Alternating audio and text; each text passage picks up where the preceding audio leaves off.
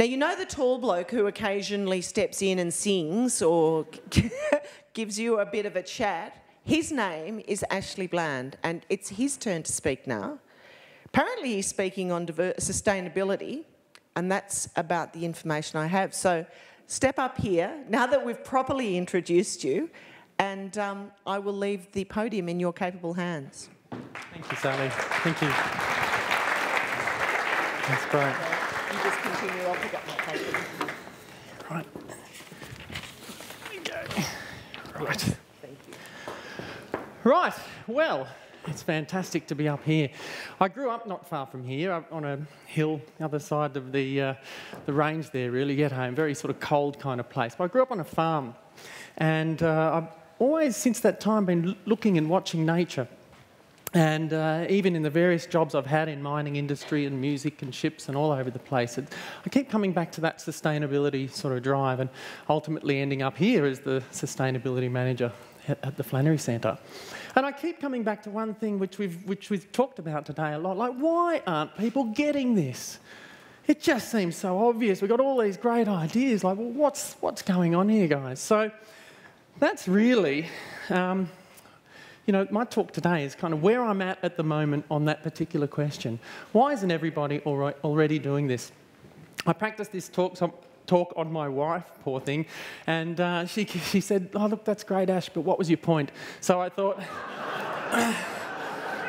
I would start with my point, okay, which is that sustainability is always going to be hard, because it requires group-level selection. That's not real. I think there'll be a few ecologists in the room that go, that's a weird term, but I'll deal with it.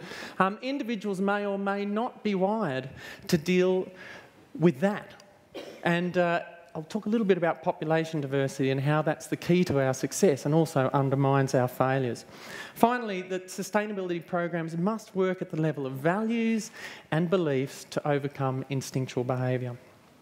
So, I don't know how many of you might have seen the Olympics, the opening ceremony there, and you know, it was a great spectacle. We started with this glorious English countryside and peasants laughing and having fun on the green fields amongst the flowers. It was beautiful. And then, of course, men in suits and top hats came out and they pulled imaginary levers, and up from the stadium rose great smokestacks. And of course, they were heralding the Industrial Revolution. It was interesting because the story of UK in this sense, in fact, became the story of the world. And at that time, let's say around 1800, when there were about 10 million people in the UK, there were about 980 million people in the world. So you're looking at around 1% of a population starting a change that ultimately affected the whole population. Now, look, there's a lot interesting about that, but one of the things that I think about is that actually it doesn't just occur for people, it doesn't just occur in England, that occurs right across nature, where you get these big changes that are caused by minorities. The other thing that's interesting, though, is that there was a bit missing from that particular, ceremony, and one of it might have been the depictions of millions and millions of animals and plants leaving the stadium as that occurred, some never to return. I also want to dwell for a little while on a poet by the name of John Clare, who lived around that time. He was born in the late 1700s, regarded as one of the great poets for his ability to command the English language, but to get you inside his head. You really saw the world through his eyes. And of course, what he saw was the transformation that was the Industrial Revolution. And so George Monbiot, who writes for The Guardian, actually is a bit of a fan of John Clare, and he writes, between 1809 and 1820, Acts of Enclosure granted local landowners permission to fence the fields, the heaths and woods, excluding the people who had worked and played in them. Almost everything Clare loved was torn away. The ancient trees were felled, the scrub and firs were cleared, the rivers were canalised, the marshes drained, the natural curves of the land straightened and squared. Farming became more profitable, but many of the people in Helpston, especially those who depended on the commons for their survival, were deprived of their living. Now, any Indigenous Australian listening to this talk will, I think, feel a great sense of empathy there, because this is, in fact, the story of Indigenous peoples the world over, that dislocation, that removal from the landscape. And the point to talk about it here is to say that there were losers in that transformation in society. Now, there were also winners. There were a great number of winners. And in that same period, I think in the first 30 to 40, 50 years of the Industrial Revolution, infant mortality dropped by more than half in the UK at that time. And of course, we've ultimately ended up with 7 billion of us. So if you measure success in numbers, that was a pretty smart move on the old Homo sapien front. But there were losers, and that's important to consider. I'm now going to talk about a little bit of what I saw on the farm and studied in ecology. And just briefly, many of you would have heard of individual selection, which is the process that drives, well, it's part of evolution, isn't it? So that's where individual traits appear, and because of a background of change. It might be genetic diversity or radiation from the earth that corrupts DNA. And ultimately, there's this background level of change, and then certain species, individuals, are more prone to success because of their particular traits. Because they're more prone to success, of course, they are more likely to breed and pass on those genes, and soon enough, the whole population expresses that particular trait. What you might be less familiar with is a conversation about group selection, and this is that same kind of look at nature, but on a community or a population-based level. It's somewhat contentious amongst ecologists. We've been arguing about how important it is for a lot of years, and the last thinking is that we should call it multi-level selection theory, because it's not one or the other. It is, in fact, both. But basically, you're looking at degrees of populations that develop behaviours or traits as a population that give them a competitive advantage. Humans are a great example of that. I guess, we're actually not really that impressive, are we? Where are my claws? Where are my big gnashy teeth? I can't run very fast. It really depended, my survival in the past depended on all of us being able to work together. The other interesting thing when you look at group selection is that for many groups, it actually requires a compromise on the individual behalf for that group to succeed. Now, the most obvious example is that of bees. So for a bee to protect the colony or the group, the defender bees will go and sting what is a threat to that group and in the process die. Now, of course, if you look at that individual definition of evolution, that doesn't make a whole lot of sense. Why would you kill yourself? Well, it's not just bees that do it. In fact, lots of populations do that when they start to work at a community level. It requires sacrifice of some individuals within those communities. I can think of 2 world wars where we might think that we as a species have done the same thing. But interestingly, social media being what it is, I got on Google and I said, all right, self-sacrifice for the greater good. Guess what? It didn't auto-populate. I don't think there's a whole heap of us out there going, how can I sacrifice myself for the greater good?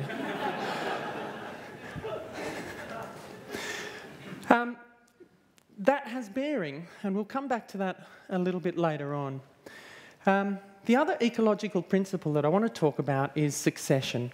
And you might, years ago, when David Attenborough was on his way to stardom, I remember him doing a piece on imagining a volcano coming out of the ocean, and you've got virtually a raised ground.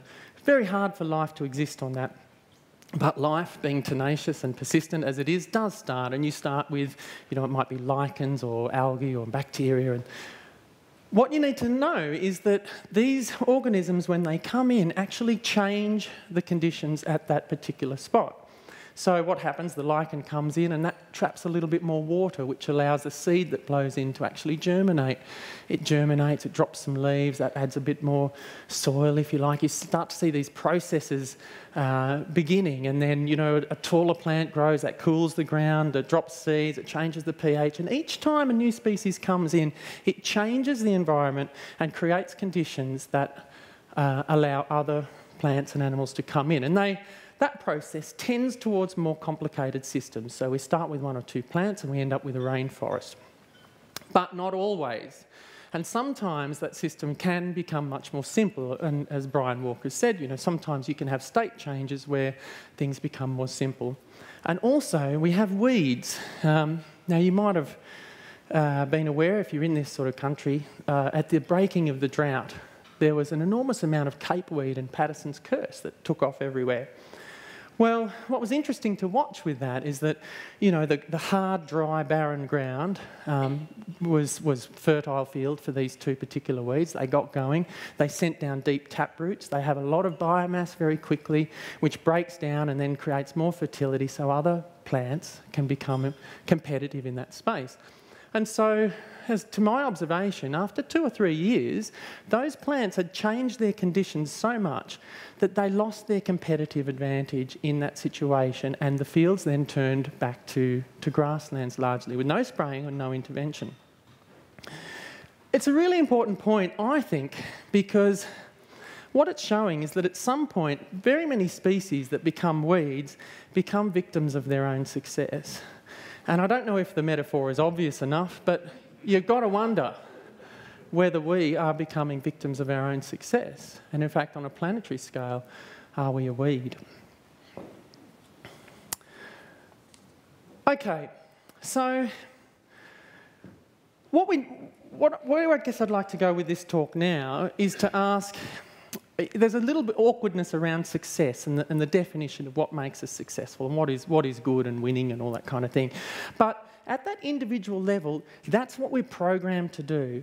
We want to succeed. We want more. We want that material kind of gratification. And we're like every other organism on the planet in that sense. There's no reason we should be any different. When it comes to a community level, then, you've got a natural conflict between me wanting to make myself secure and the greater good. And that's what I think is making this so hard, this whole sustainability thing, because we are genetically always going to have that challenge. Because of the population diversity that we've got, we're always going to have people that are going to struggle. But let's play a little game for a minute. We've invented here the mindedness continuum. And on the left-hand side, you've got individual mindedness, and the right-hand side, the community mindedness. So at the individual level, you might be really interested in your own personal security, and you're really in it for yourself. You know, you want to make sure that you've got enough money to buy the house you want to secure, you know, your little part in the world. And then a little bit to the right, you're thinking about your family, and you want things to be good for your family. A little bit further to the right, you might start helping out at the tuck shop. You know, your vision of your community is expanded somewhat. And then continuing to the right, you know, over here somewhere, you're really concerned about the town that you live in, and you might volunteer for council, and so on until up here, I don't know, perhaps that's where Mother Teresa hung out. You know, these are people who do the whole not-for-profit thing and who are really concerned about global sustainability, and not just for human species, but for all species. So I'm asking you, where are you on that continuum? Where do you think you are? Well, I've got some news for you. A recent survey just last year of 15,000 motorists in the UK, in Northern Ireland, said that 69% of them would rate themselves as above average. Inversely, only 0.8% thought that they were below average drivers. Obviously, for 17 to 24-year-olds, 86% were better than average. Clearly, that's ridiculous. But we live in a society that has this construct. You know, it doesn't matter what religion you went to. The idea that helping out in the group and all that is really good is something that we aspire. So I think that actually a lot of us put us further on the right of that particular continuum than we actually are. Lovely term for this on Wikipedia: illusory superiority.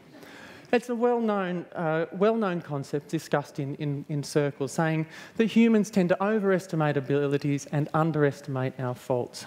And bottom line there is, we think we're better than we are, and we keep getting away with it. But not always, of course. The Royal Society for the Prevention of Accidents made an interesting point about these sorts of surveys in saying that basically many drivers behave badly because their errors usually cause no ill effect. And they don't get to see. They're not corrected in any way. They don't associate their carelessness with crashes. So kind of, you know, you've got to ask, if that's at play, then what hope have we got? Because, you know, how are we going to see an ecosystem crash? It's much harder to witness than it is a car crash, and we ignore them. So many of us, you know, we're responding to that inbuilt, instinctive and individual successive drive. And we don't see our errors. They're not pointed out. We don't have that consequence day to day, unless you actually live on the land or you're connected, to the environment, perhaps like some of you in the audience are. So, I guess what I'm saying is that this, to me, seems to be the battle at the heart of sustainability and the challenges that we're facing. And that is for the group to be strong, the whole group, wherever you define that, there are many instances where you will need to make compromises. And we need to make those compromises in all sorts of areas. But most obviously, let's just say material consumption or your income ability or something. And that is so hard. And because of the diversity in our population that once again leads to the success of any particular species. It's that background level of difference that means any particular species can survive over time. As conditions change, there's always some of the population that can take advantage of that. That very same thing that is our strength is our undoing, because there are always people that it's going to be really, really hard to shift on that continuum. So, the bottom line, many people are threatened by the sorts of discussions we're having here today. Many people are afraid, and bottom line, many people will be losers out of the whole sustainability debate. It's an uncomfortable little truth, really, isn't it? We sort of paint this utopian picture about, won't the world be wonderful when we're all being sustainable? Well, it will, except for the people that lose out of the change. And that's a pretty hard message to sell. But I don't want to be fatalistic around that, because there's some hope there as well. I guess what I want to point out is, why would it be any different? We're the same as any other animal on the planet, as my father and grandfather used to turn and tell me down in the paddock. The point is, if we know about it, you can do something about it. So really, knowing that we're always having people in the community who feel threatened by what we're doing and who are very uncomfortable and who are very nervous about losing their individual security and their individual chance of success means that we know that we need to work on those people. There are anybody pretty much to the right of that continuum already gets it. They already understand the concept of service, the concept of community. It's the people on the other end that we really need to be talking about. And how do we change that? Well, we know that communities and societies do change. It used to be cool to smoke, in a restaurant, and now it's not. But you do that by teaching that there are compromises to be made. And you can't teach something if you don't demonstrate it. Quite often we talk about speaking to our children and saying, oh, the kids of the future, we should just teach them all about soil or whatever, Well, yes, but not if we're not demonstrating it and living it ourselves. And bottom line, really, it's not even that bad, because no one has to sting someone and die for sustainability. So as far as the species go, we've got it pretty easy. Look, the crux of it, I'll return again in honour of my dear wife, Julia. Sustainability is always going to be hard. And I think we just need to swallow that pill at the moment and just say, well, we're always going to have a diverse population. We'll just get on with it.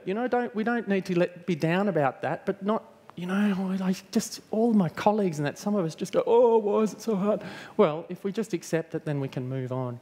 Individuals may or may not be wired to deal with that, with the difficulty and the challenges that we face. And we really need to focus on helping those individuals.